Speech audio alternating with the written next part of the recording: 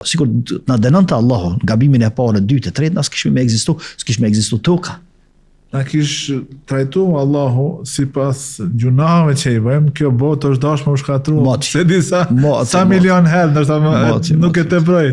Por kjo vedia do të më qenë vedia e cila na motivon që ta forcojmë lidhjen tonë me Zotin dhe ta krijojmë një raport i cili është i shëndosh.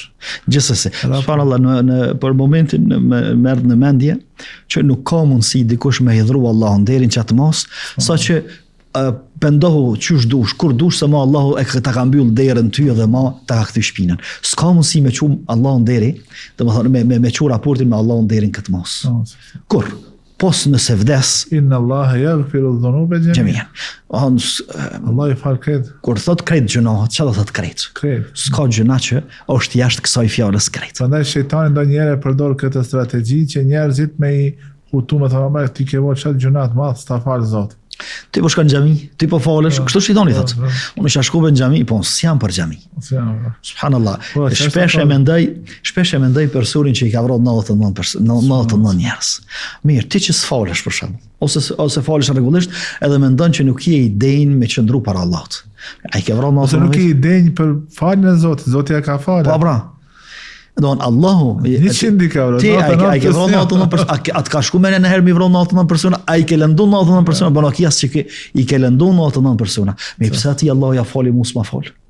Pse mu Allahu më kthy shpinën? Pse mu Allahu më mbyll derën edhe mos më lëshu mëshirën time mbi mua përderisa ai e ka përmend se dera e pendimit, edhe kur do që i kthemi Allahut, Allahu gëzohet. Madje ka në hadith se Allahu gëzohet kur i kthehet robi atina pas pendimit, më tepër se një non që ka fëmijën për gjinje e humb në për situatat tërmetit të betesë, pastaj kur e takon mos në kohë merr shtrëngon e përçafon. Po pejgamberi sa mendon se kjo e kishte hedhur e tash pikërisht fëmijën e saj në zjarr. Pejgamberi alayhis salam kur i thot se kjo grua a kish me hedh fëmijën e vet në zjarr. Po ai hedhet vet. 10 herë hedhet për mos hedh fëmijën.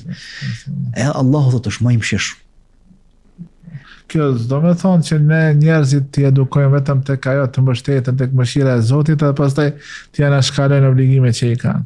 Por besimtari e krijon një baraspesht në jetën e tij mes mëshirës së Allahut, e cila është shumë e madhe, po ashtu edhe mes drejtësisë së Zotit, i cili robërit e tij do t'i trajton, do t'i gjykon me drejtësi. Ditën e gjykimit. Pikërisht kjo është, mirë po na e përmendëm një qasje e gabuar që është disa njerëzve se mund dikush me qenë shumë në alkool, dikush në zinë ose në gjëra ndryshme.